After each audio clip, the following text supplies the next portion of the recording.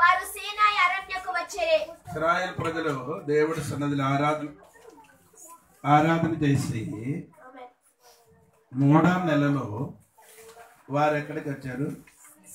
సీనాయి కొండ అరణ్యములకు వచ్చారు. సీనాయి కొండ అరణ్యం. సీనాయి కొండ అని చెప్తున్నారండి, అరణ్యం అనేది ఒకటే అండి, మరి చెప్పుకోండి. సరే, ఇప్పుడు సీనాయి కొండ ఈ బైబిల్లో కొండ గురించి ఏదంటే 34 కొండ గురించి రాయబడేది. ఎంత ఉందండి? 34 కొండల గురించి రాయబడేది. అది మనం ఎప్పుడైనా దేవుడి చిత్తం మీద నేర్చుకున్నది. స్తోత్రం.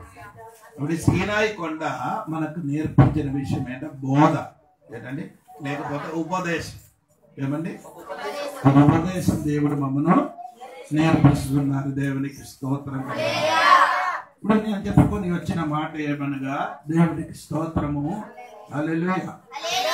ఈ కొండ గురించి, ఇంకా సీనాయి కొండ గురించి వేరొక మాట గలాత్య పత్రికలు ఉంది. మీరు అది కూడా ఒకసారి చూసుకొని మనం ముందుకు వెళ్తాను. గలాత్య పత్రికలు రండి. గలాత్య పత్రికలో రాయబడిన మాట, గలాత్య పుస్తకము 4వ అధ్యాయములు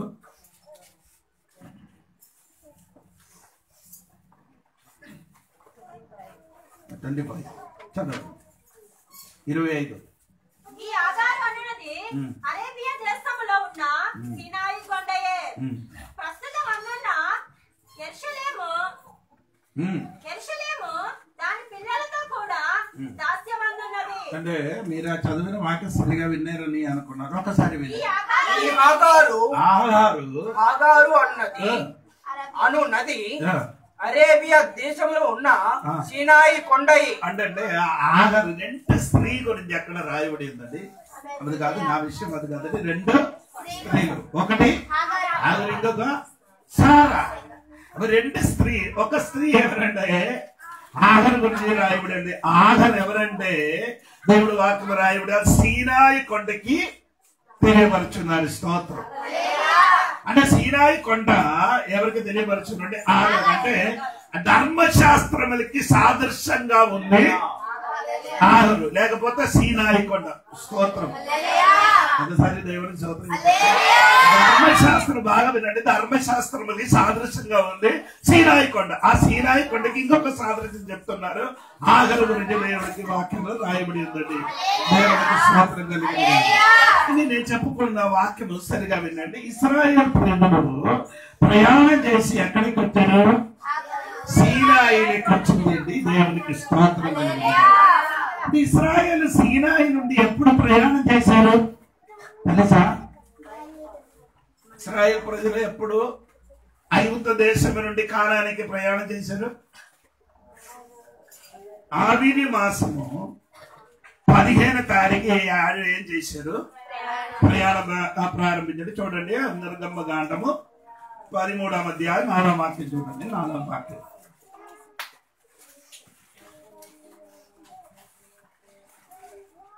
అబీబాను నెలలో ఈ దినమందే మీరు బయలుదేరి వచ్చి. అప్పుడు ఇశ్రాయేలు ప్రజలు ఎప్పుడు బయలుదేరారు? ఆబీబు. అంటే ఏంటంటే ఇశ్రాయేలీలు మనకెన్ని నెల ఉంది? 12 నెలల పేరు తెలియదు సార్ మీకు అందరికి. ఏమో సగం మనుషులకి తెలియదు ఇప్పుడు. అనగా ఈ మన పిఎల్పికి ఈ పేరు నేర్చుకోవాలి. ఏది అంటే ఇశ్రాయేల్ ప్రజలు ఉన్న క్యాలెండర్లు ఉన్న పేరు, మొదటి నెల పేరు ఆబీబు మాసం. అబి కాదు, ఆబీబు. అంటే మీరు అనుకున్నారు అబి అని అనుకున్నారు. దేవునికి స్తోత్రం. హల్లెలూయా. అంటే ఇశ్రాయేల్ ప్రజలు ప్రయాణం ప్రారంభించినది ఏ నెల అండి? ఆబీబు మాసం. అంటే అది యూదులకి మొదటి నెల. ఏదండి? మనకు మొదటి నెల ఏది? జనవరి ఎలాగా ఉంటారో అదే విధంగా ఆబీబు మాసము ఇశ్రాయేల్ ప్రజలకి మొదటి దినములు. అంటే ఐగుప్తు దేశములు ఉండినప్పుడు ఆబీబు మాసం 7వ నెల అండి. అర్థమవలేదు. ఐగుప్తులో ఉన్న వారికి ఆబీబు మాసము 7వ నెల. స్తోత్రం. చెప్పలేదు. హల్లెలూయా. అంటే నిర్గమకాండం 12వ అధ్యాయము 1-2 వాక్యం చూడండి. నిర్గమకాండము 12వ అధ్యాయము. ఐగుప్తు దేశంలో ఉండగా యెహోవా వారితో ఎలాగ సెలవిచ్చెను?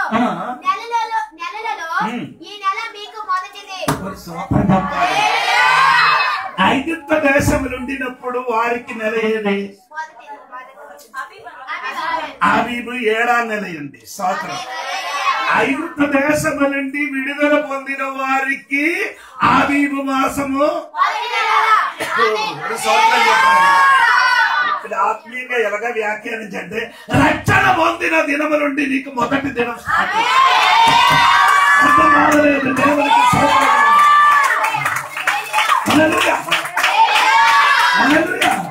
రక్షణ పొందిన దినము నుండి నీకు మొదటి దినము. ఇప్పుడు క్రీస్తులుంటే వాడు కొత్తగా. 2 కొరింథీ పత్రిక 5వ అధ్యాయము 17వ వాక్యం చూడండి. 2 కొరింథీ పత్రిక 5:17 వాక్యం ఒకసారి. కాగా ఎవడైనా క్రీస్తునందున్న యెడల వాడు నూతన సృష్టి. అంటే ఆడు మొత్తం నూతనండి. ఆమె అదే చెప్పండి.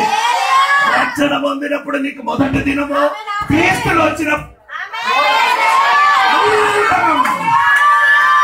నూతన సృష్టి. ఇది చెప్పాలి. నేను నూతన సృష్టి. చెప్పండి. నేను నూతన సృష్టి. క్రీస్తు వచ్చిన కాబట్టి నేను నూతన సృష్టిగా ఉన్నా.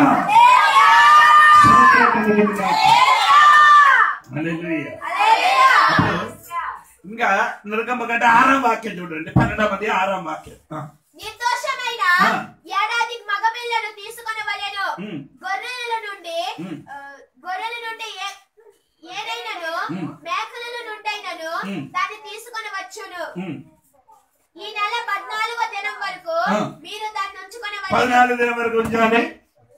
తరువాత ఇశ్రాయేలు సమాజపు వారందరూ తమ తమ కోటంలలో సాయంకాలం మందు దాన్ని చంపి దాని రక్తము కొంచెం తీసి చెప్పండి.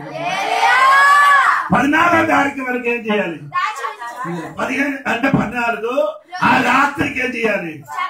చంపాలి. అంటే యూదులకి సమయం స్టార్ట్ ఎప్పుడు అవుతున్నారంటే 6 గంటలు అయినప్పుడు, రాత్రి 6 గంటలు అయినప్పుడు ఒక రోజు స్టార్ట్ అవుతుంది. అప్పుడు 14వ తారీఖు 15 తారీఖు ఏం చేశారు? చంపారు. అది అర్థమైంది లేదు? నీకు అర్థమైంది లేదు? నేను చెప్పిన కరెక్టా లేదా అని బైబిల్ చూడండి. ఆదికాండములకి రండి. ఆదికాండము 1వ అధ్యాయములకి రండి. 1వ అధ్యాయము 5వ వాక్యం, 8వ వాక్యం, 13వ వాక్యం. 5:1 వెలుగును పగలనియు చీకటికి రాత్రి అనియు పేరు పెట్టెను. అస్తమాయమున ఉదయమును కలగగా ఒక దినమాయెను. అంటే ఎప్పుడు దినమైంది? అస్తమాయినప్పుడు ఏమైంది? అప్పుడు నేను చెప్పిన కరెక్ట్ అయింది కదా. అప్పుడు 17 తారీఖు సాయంత్రం ఏం చేశారు? వధించాలి. స్తోత్రం. ఏది నెల?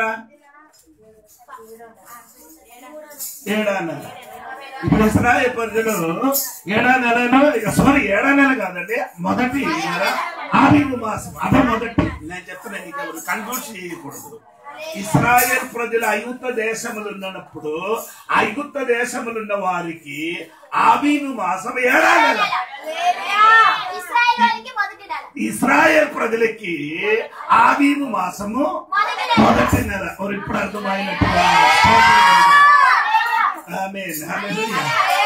మొదటి నెల ఆబీబు మాసము 15 తారీఖు గొర్రె పిల్లకి ఏం చేయాలి?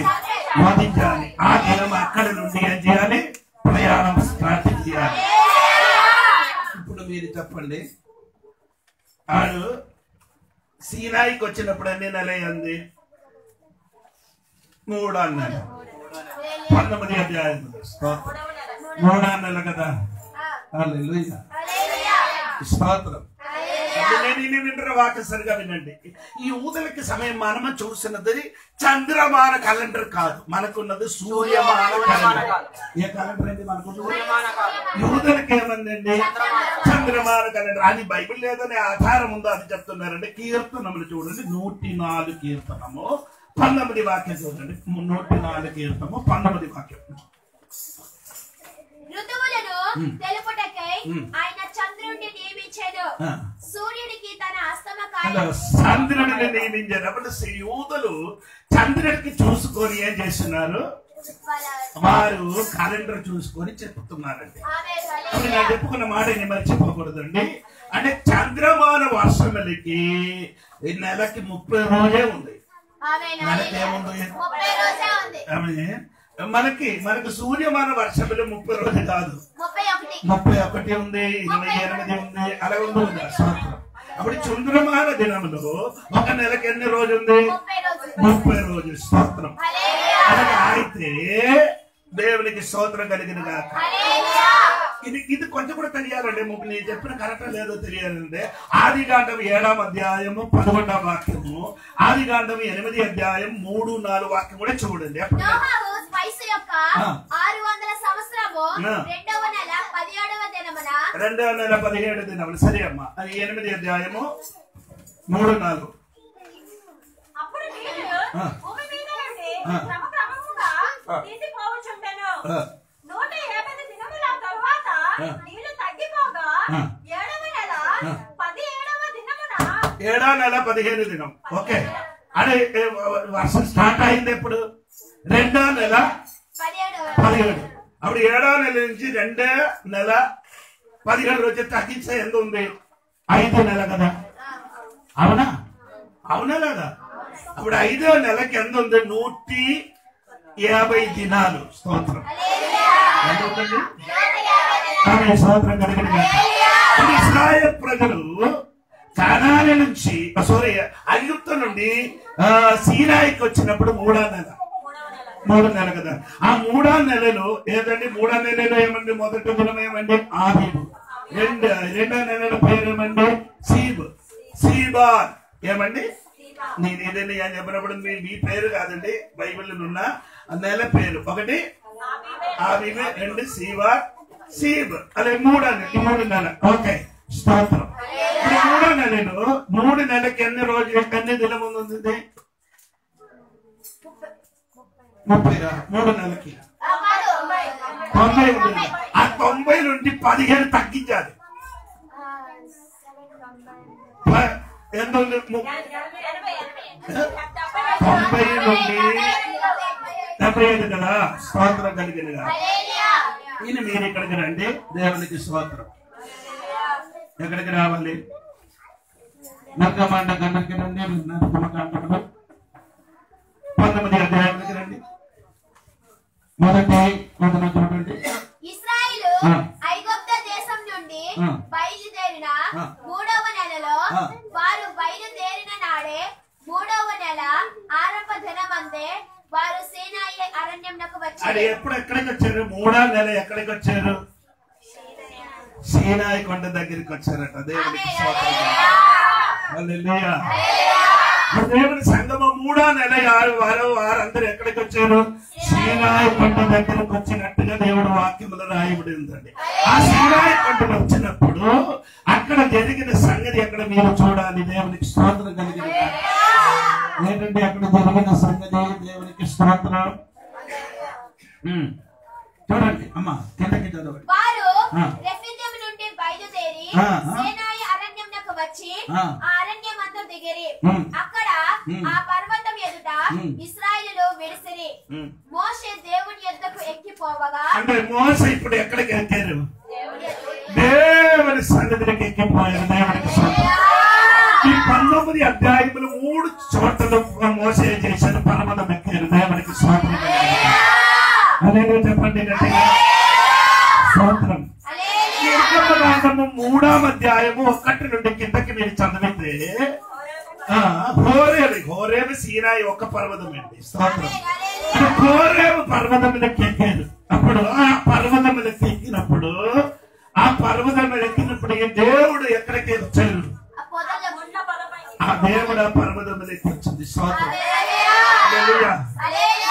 హోరేబు పర్వతం మీద మోసే ఎక్కినప్పుడు మీరు చూడాలి, దేవుడు ఆయన దగ్గరికి దిగి వచ్చారు. ఇప్పుడు మోసే ఏం చేస్తున్నారు? దేవుడి సన్నిధికి ఎక్కారు.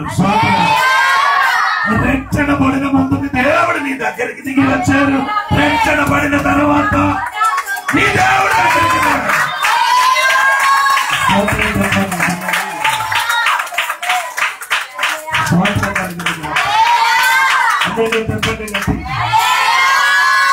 చెప్పాలి దేవుడికి.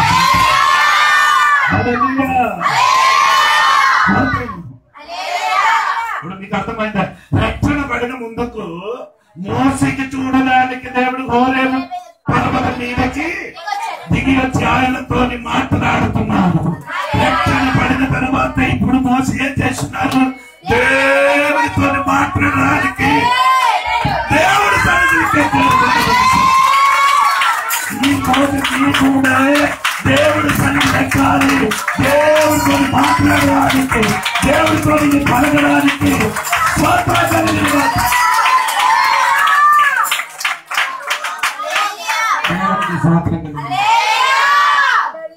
కానీ ఇప్పుడు చాలా మంది ఎక్కడికి వెళ్ళలేదు.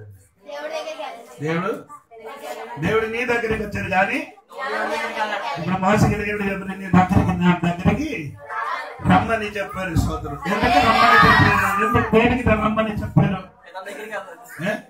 దేనికి అని కాదు, ఇది నేను చెప్పదు. ఎందుకు రమ్మని చెప్పారు? దేవుడు రమ్మని చెప్పారు మోసే దగ్గరికి. దేనికి రమ్మని చెప్పారు? 2 పలకలు రాసి ఇవ్వడానికి మోస దేవుడి సన్నిధికి రమ్మని చెప్పారు. చెప్పాడు. ఈ 2 పలక రాసి మోస చేతులకి ఇచ్చారు దేవుడు. ఈ పలకలు ఎన్ని ఆజ్ఞలు ఉంది? 10 కదా? అవును, స్తోత్రం. ఒక పలకలో 5 ఒక పలకలు ఏమంటే దేవుడి విషయం గురించి, ఇంకొక పలక మీద ఎవరి విషయం గురించి?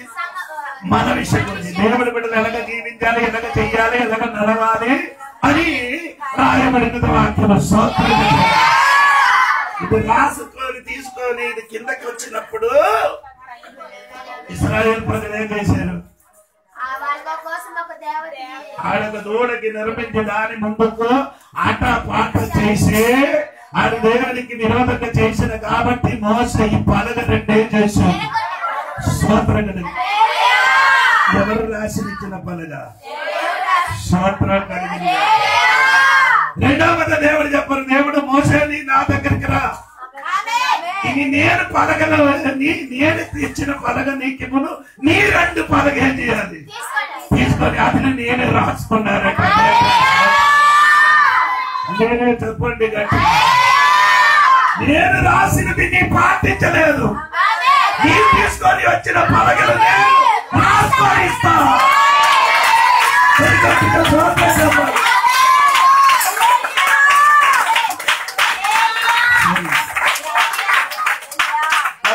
వస్తున్నారు దేవునికి స్తోత్రం. ఈ పలకలు ఎన్నంటే 10 ఆజ్ఞలు. స్తోత్రం. 10 ఆజ్ఞలు కనబడలేని పాపం ఏది? హత్య చేస్తే కనబడుతుంది, దొంగతనం చేస్తే కనబడ, అమ్మకి నాన్నకి తిట్టితే ఇది కనబడలేని పాపం ఏది?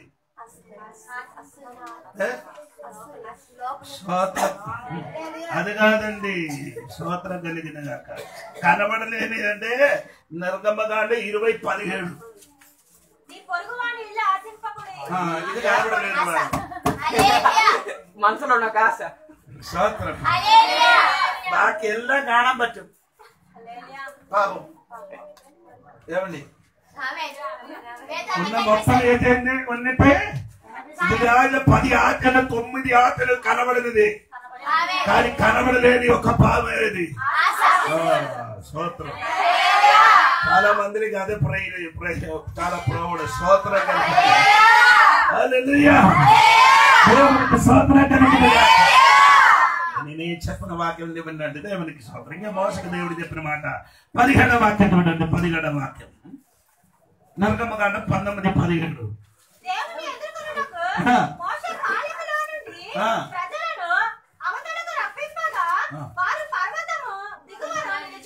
ఒకసారి కూడా చదవమని పడదు. దేవునికి ఏం చేయాలి? ఎదుర్కోవడానికి. స్తోత్రం. ఇదే మాట వేరొక చోట కూడా ఉందండి. ఆమోసు పుస్తకములు ఉంది, అది కూడా చూడండి. ఆమోసు పుస్తకము మరిగిన వాడు చదవండి. 4వ అధ్యాయములు ఉంది. 4వ అధ్యాయము. స్తోత్రం. ఆమోసు పుస్తకము 4వ అధ్యాయం చూడండి. నేను కూడా చూసుకున్నారు.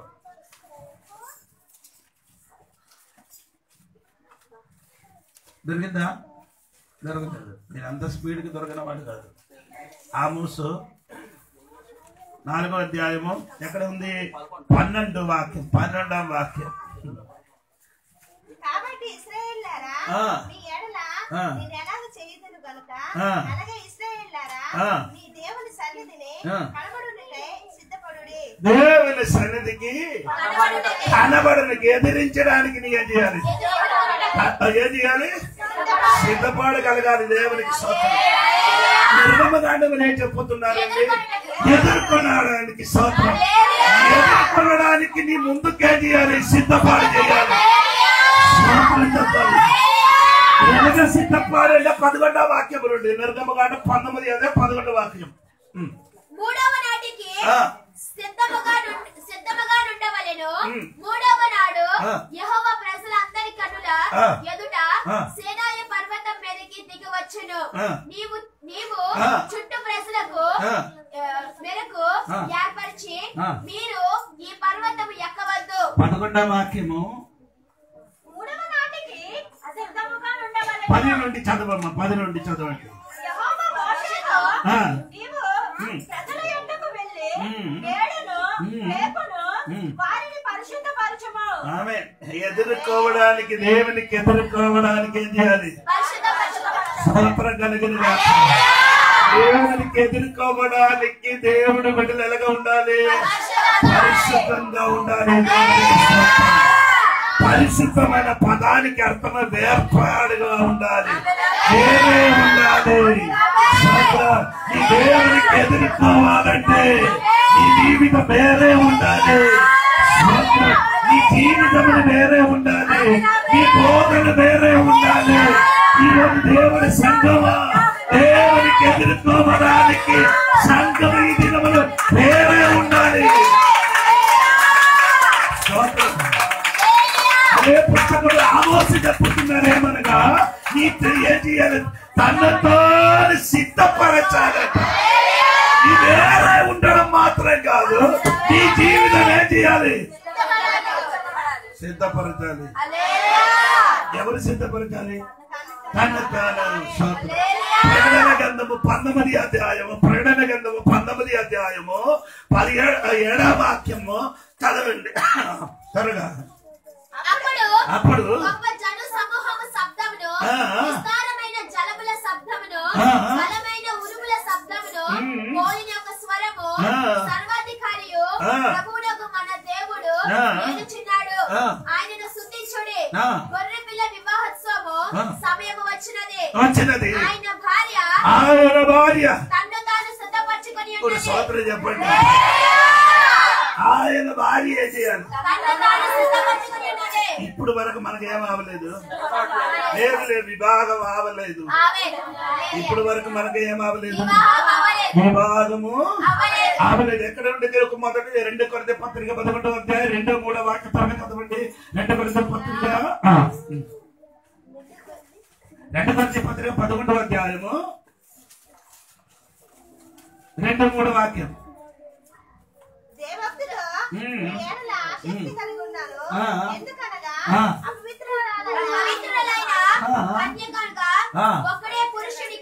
ఒకడే పురుషునికి అనగా క్రీస్తుకు సమర్పింపవలనని, స్తోత్రం, క్రీస్తుకు సమర్పింపబడనని మిమ్మును ప్రధానము చేసితిని. ఏం చేశారండి?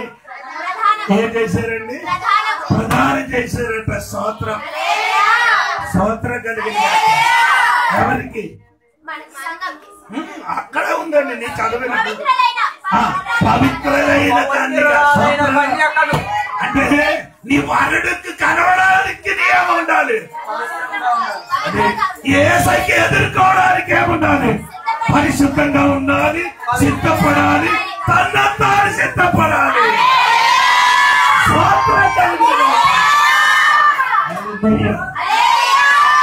చెప్పలేదండి దేవుడు.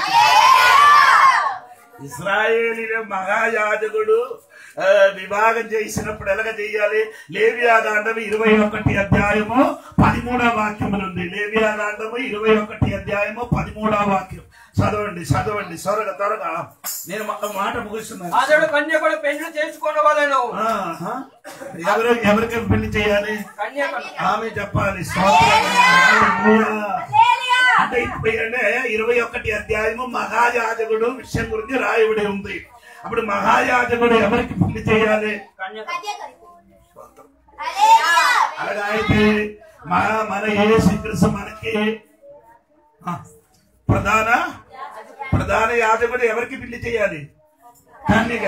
యేసుక్రీస్తు మనకి ప్రధాన యాజకుడుగా ఉంది కాబట్టి ఆయనకున్న కన్య ఎలాగా ఉండాలి? పవిత్రంగా ఉండాలి. పవిత్ర కన్యలకే దేవుడే చెయ్యబోతున్నారు. స్తోత్రం. గట్టిగా స్తోత్రం చెప్పండి. పవిత్రంగా మారాలంటే నీ తన్నే చేయాలి, సిద్ధపడాలి. మోసేకు దేవుడు చెప్పారు, ఇశ్రాయేలు ప్రజలు ఇది ఇలాగ చెప్పాలి. ఈ 3 దినమే చేయాలి. మీరు సిద్ధపడాలి. తాను ఏం చేయాలి? ఎలాగా? వస్త్రము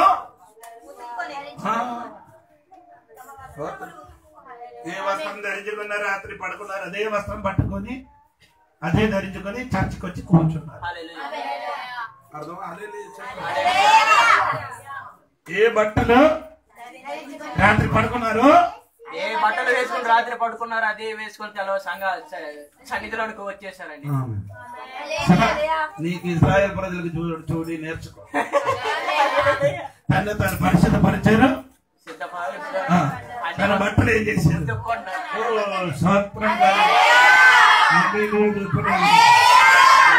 తన వస్త్రము ఉతుక్కోవాలి. స్తోత్రం కలిగింది.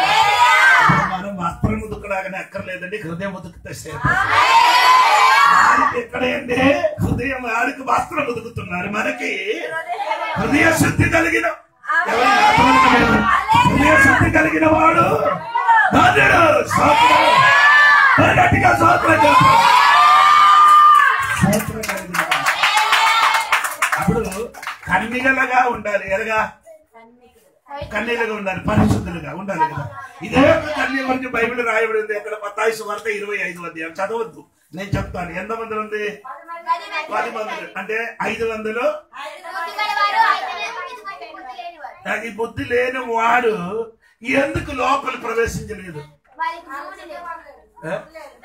సిద్ధపాడుందమ్మా, సిద్ధపాడు. ఆడ తెగటి గట్టిలు ఉంది, ఆడు లేచారు, ఆడు స్వరం విన్నారు, ప్రయాణం చేశారు, కానీ ముందుకు వెళ్ళలేకపోయారు. ఇక్కడ కూడా కన్నిగా ఉన్నారు, ఏటి లేదు. రక్షణ పొందారు, మారు మనిషి పొంది బాప్టిజం పొందారు, ఇప్పుడు కూడా ఏం లేదు.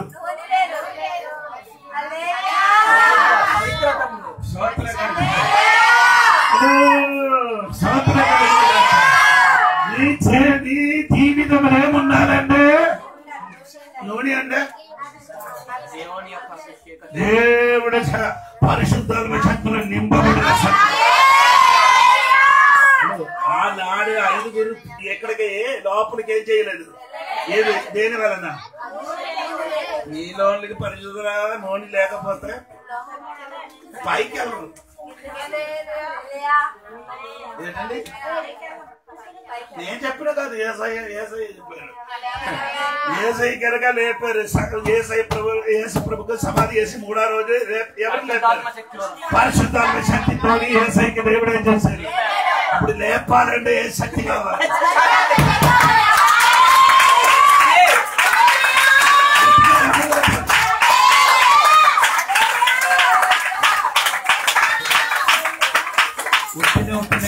చప్పడ కొట్టద్దు. నీ లేపబడాలంటే శక్తి లేకపోతే ఏసైకి దేవుడు లేపినప్పుడు ఎలాగ లేపారు? అంటే నీ చచ్చిపోయి సమాధి చేశారు, నీ పరలోకం మీదకి వెళ్ళాలంటే పొందలేని వాడు అందరు పొందుకో. 28, 29, 33 రోజు ఉపవాస ప్రార్థన. అదే ఇది అందరూ విన్నారా? ఇది కొంచెం సౌండ్ అదే అదే ఇక్కడ చెవులు వినలేదు.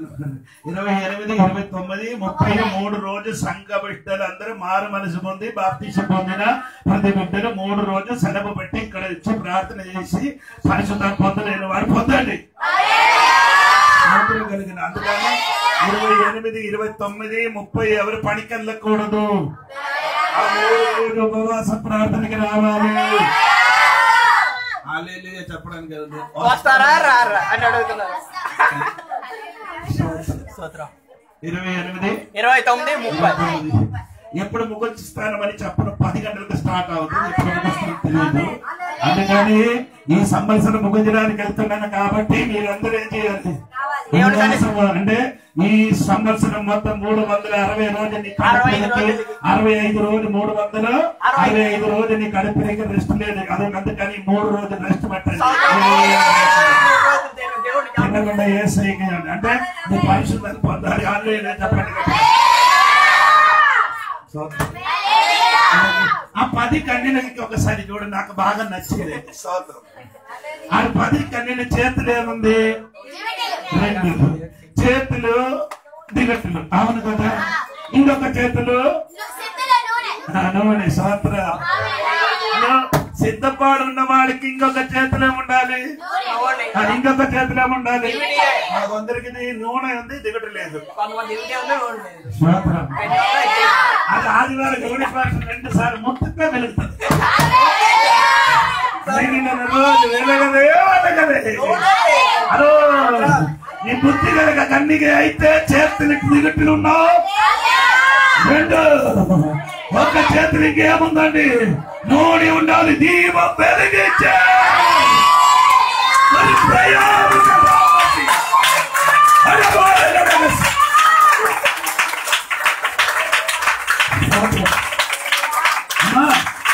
ఎందుకు నూనె ఉండాలి? ఎందుకు దివిటి వెలగాలి? లేదు, ప్రయాణం జరగడానికి.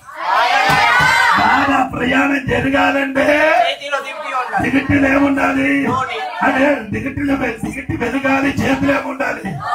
స్తోత్రం కలిగిన 5 బుద్ధి లేని వాడు దిగట్టి ఉన్నారు కానీ చేతులు ఏం లేదు. స్తోత్రం కలిగిన. అందుకని ఈ రాత్రి పగడి ఆరాధనకి వచ్చిన దేవుని సంఘ బిడ్డలకి చెప్పవలసిన మాట, సంఘమా పవిత్రంగా నిలగా ఉండాలి.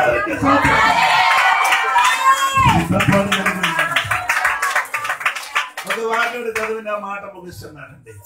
కొరింథీ పత్రికలండి. మొదటి కొరింథీ పత్రిక, 2వ కొరింథీ పత్రిక 11వ అధ్యాయం 2-3 వాక్యం త్వరగా. దేవశక్తితో మీ ఎడల ఆసక్తి కలిగి ఉన్నాను.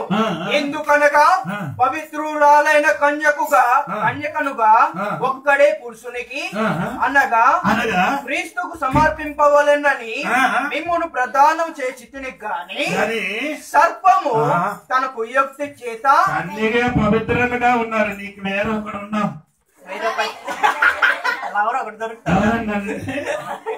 ఎవరది? సర్పము తన సర్పం కుయిత చేత ఈ పుస్తకం ఉంది. 2వ అధ్యాయం 11వ వాక్యం, 4వ అధ్యాయం 4వ వాక్యం. కొరింథీ పత్రికలో చెప్పారు. 2వ అధ్యాయము 11వ వాక్యం, 4వ అధ్యాయము 4వ వాక్యం. దేవుడు దేవుని స్వరూపి అయి ఉన్న క్రీస్తు మహిమను కనపరచుచు సువార్త ప్రకారము వారికి ప్రకాశింపకుండు నిమిత్తము ఈ యుగ సంబంధమైన దేవత అవిశ్వాసులైన వారి మనోనేత్రములు గుడ్డితనము కలుగ చేసెను. ఇన్ని 2:11. క్షమించి ఉంటే సాతాను మనలను మోసపరుచుకున్నట్లు. సాతాను ఏం చేస్తుంది? మోసపరుచుతున్నారు. 2 సాతాను మమ్మల్ని కన్నుకేం చేస్తున్నారు. అందుకని సంఘం తెలుసుకోవాలి. పవిత్ర కన్యలారు వినండి. వాక్యాలు వినలేకపోతే నో ప్రాబ్లం. పవిత్ర కన్యలారు ఏం చేయాలి?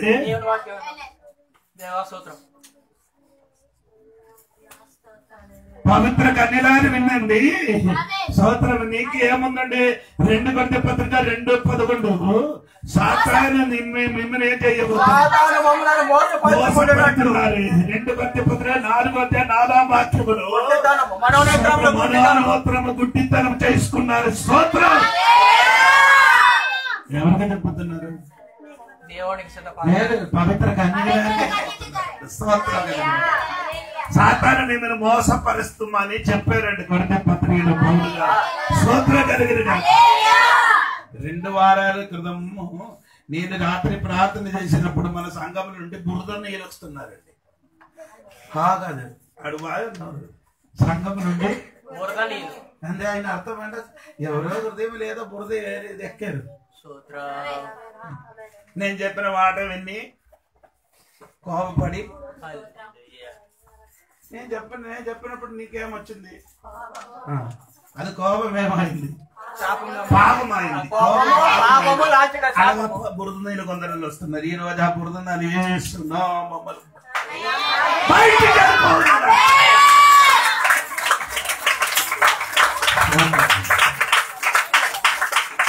ఒక విషయం నేను చెప్తున్నానండి, పాస్టర్కి ఎదురుగా మాట్లాడకూడదండి. అలాగే నీ మాట్లాడక స్టార్ట్ అవుతున్నాడు నేనే గోతులు నీకు నువ్వే గోతు తవ్వుకుంటున్నట్టు.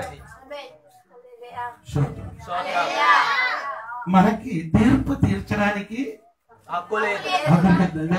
అవును కదా. మత్తయి సువార్త 7:1 ఎందుకంటే మాట ముగిసాడు. స్తోత్రం. మీరు తీర్పు తీర్చకూడదు, అప్పుడు మిమ్మల్ని గురించి తీర్పు తీర్చబడదు. చేయకూడదు. ఎందుకు?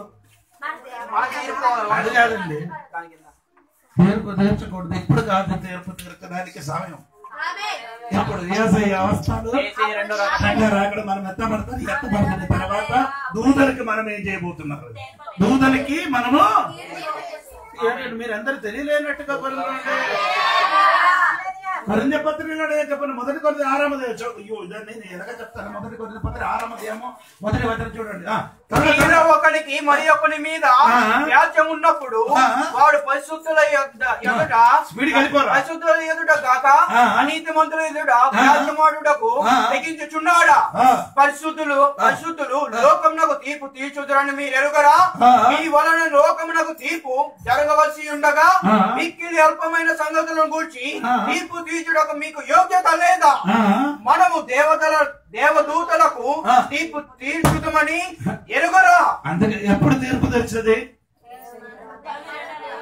పరలోకం వెళ్ళిన తర్వాత మనం దేవదూతలకు ఏం చేయబోతున్నాం? అది ముందుకు ఇప్పుడు కొందరు స్టార్ట్ చేశారు. దాని ముందుకు ఇప్పుడు కొందరు ఏం చేశారు? ఎవరికి? ఆత్మకి మాత్రం కాదు, అందరికి. ఇక్కడ కూర్చున్న ఒకడికి ఏం చేస్తున్నారు? అమ్మా ముందుకు తీర్చకూడదు, సమయం వచ్చినాడు అప్పుడు స్తోత్రం. అదే ఆ దెయ్యం పట్టిన మనిషిని దేవుడికి ఏం చెప్పారు చెప్పండి? ఆ సేనే ఉంది కదా, దెయ్యం పట్టిన దెయ్యం పట్టిన ఒక్కొక్క మనిషిని ఉంది కదా, ఆయన ఏం చెప్పారు? సమయమును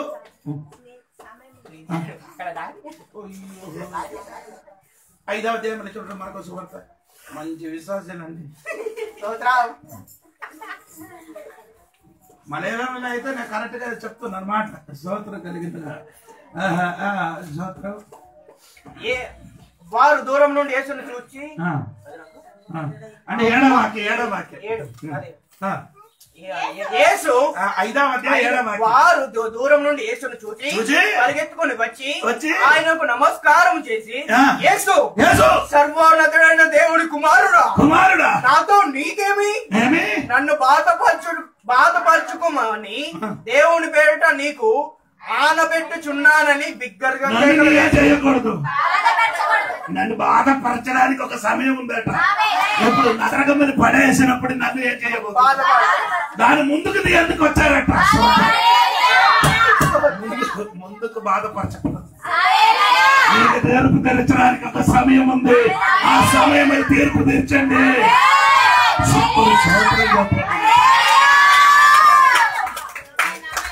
లోటు మాట లేని వాడు గట్టిగా సూత్రం చెప్పండి.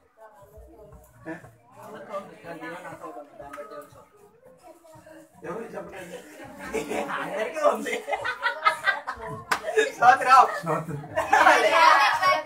అందుకని ఆ మత్తయి సువార్త 7వ అధ్యాయంలో మళ్ళీ పూర్తిగా మీరు చదవలేదు. అక్కడే మీరు తీర్పు తీర్చకూడి అప్పుడు మిమ్మల్ని గురించి తీర్పు తీర్చబడదు. మీరు తీర్చు తీర్పు చొప్పుననే మిమ్మును గూర్చి తీర్పు తీర్చబడును. మీరు కొలుచు కొలత చొప్పునే మీకు కొలవబడును. నీ కంటిలోనున్న దూలము నెంచగా నీ సోదరుని కంటిలోనున్న నలుసును చూచుట ఎలా? నీ కంటిలో దూలముండగా నీవు నీ సోదరుని చూచి నీ కన్నులో ఏముంది? దూలం. నీకు తెలియదు, ఆచార్య గారికి చెప్తారు. దూలం ఏంటంటే అది ఇల్లు కట్టినప్పుడు పెద్ద కర్ర ఆ దూలం ఉంది. దూలం పాతకాలం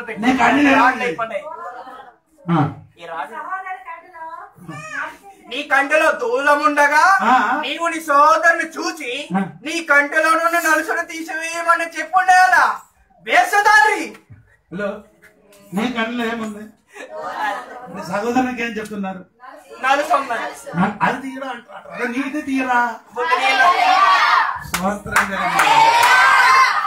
సంగమ మారండి, స్వభావం మారండి. వయసు పెరిగినట్టుగా స్వభావం కూడా మారండి. ఎవరికి ఎదురుగా తీర్పు తీర్చకూడదండి. స్వతంత్ర విరోధంగా మాట్లాడదు. సంవత్సరం అధికమైన ముందుకు పాత బట్టలు పాత స్వభావం అందరూ పాత పట్టాలి. అర్థమవుతుంది. పాత బట్టలు పాత స్వభావం మొత్తం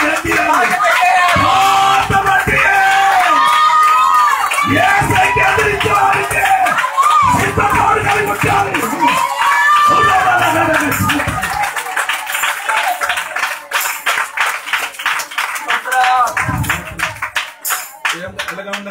అన్ని బాధపడి ఇశ్రాయేలు బట్టలు అన్ని ఉదకబెట్టారు. నీ ఉదకబెట్టండి, అది పట్టుకొని ఉంటే మళ్ళీ అది వేస్తాం.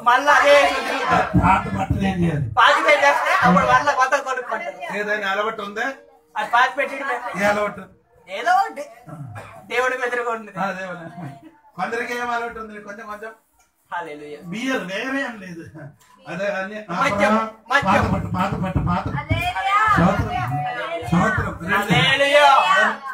నీ చెప్పద్దు. బియ్యం తాగడం తినండి చాలా వదలండి. ఎన్ని రోజులు ఉంటానమ్మా, పర్రకు వెళ్ళదు తల్లి. వెళ్ళండి, మొత్తం మడిచిపట్టండి. ఆనాడు మోసి చెప్పినట్టే నన్ను ఎదిరించడానికి నీ పన్ను తానే చేయాలి. సిద్ధపరిచి పరిశుద్ధపరిచి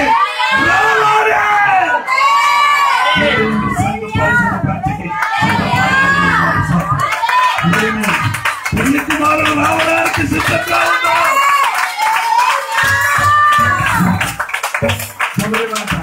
ప్రకటన గ్రంథము 22:17 వాక్యం మీకు అందరికీ తెలుస్తుంది అన్నమాట. ప్రకటన గ్రంథము 22:17 ఆత్మయు పెళ్లి కుమార్తెయు రమ్ము అని చెప్పుచున్నారు. వినువాడు రమ్ము అని చెప్పవలెను. తప్పిక కొనిన వాణిని రానిమ్ము, ఇచ్చయించు పైన వాక్యం కూడా కలిసి సంగముల కోసము ఈ సంగతును గురించి మీకు సాక్ష్యం ఇచ్చుటకు యేసును నేను నా దూతను పంపి ఉన్నాను. నేను దావీదు ఇదిగో నేను త్వరగా వచ్చుచున్నారు. అది చూడండి, ఎక్కడ దొరికిందా? అది కింద 20. ఈ సంగతుల గురించి సాక్ష్యం ఇచ్చేవాడు అవును త్వరగా వచ్చుచున్నానని చెప్పుచున్నాడు. ఆమేన్. ప్రభు అయిన యేసు రమ్ము. అది ఏదైనా తప్పు ఉందా? ఆ వాక్యం చదివినప్పుడు దేవుడికి రమ్మన్నారు కానీ త్వరగా రమ్మని చెప్పలేదు. లేదు అది కాదు మీరు చెప్పినది. ఒకసారి ఈ సంగతులను గురించి సాక్ష్యం ఇచ్చేవాడు అవును త్వరగా వచ్చుచున్నానని చెప్పుచున్నాడు. ఆమేన్. ప్రభు అయిన యేసు రమ్ము.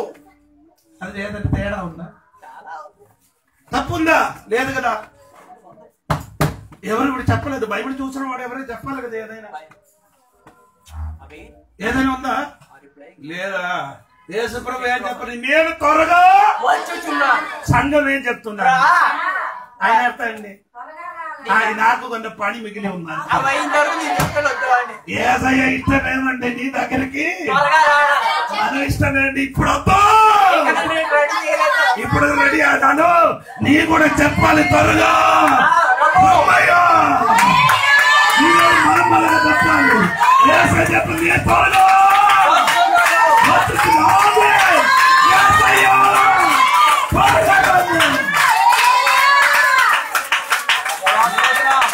చెప్పలేదు. చెప్పరు దేవుడు ఏదో పని ఉంది చేయడానికి. మీరు ఎవరు చెప్పలేదు, ఏదో పని నేను చెప్పింది త్వరగా రమ్ము. చెప్పింది నేను త్వరగా. ఆమేన్. యేసు త్వరగా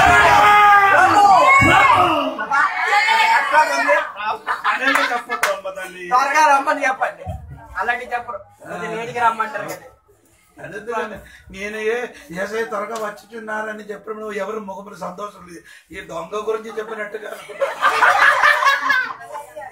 ఇదక్క ఏసయ్య త్వరగా వచ్చుచున్నారు చెప్పినప్పుడు నాకు ఇక్కడ గెలడానికి ఇష్టం ఉంది. అదే మన నిరీక్షణ, మన ఆశ. అది ఏసయ్య రాకడే అండి. ఆయన రాకడ దగ్గరే అయితే ఉంటారంటే గట్టిగా చెప్పండి.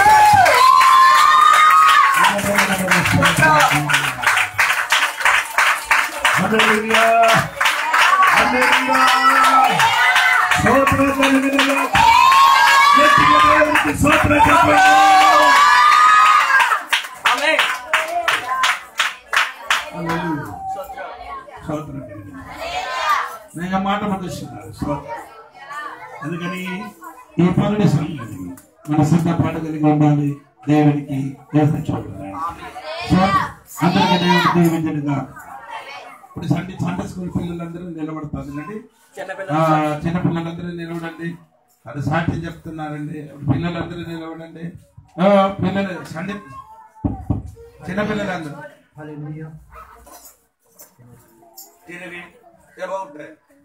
ఎవరు ముందు వాక్ సాక్ష్యం చూస్తారు. ఎవరు తిరగడా రొటేషన్ రొటేషన్ తెలుసు. చిన్నవారు మొదలుకొని అవి నీకు తర్వాత నీ చెప్పు.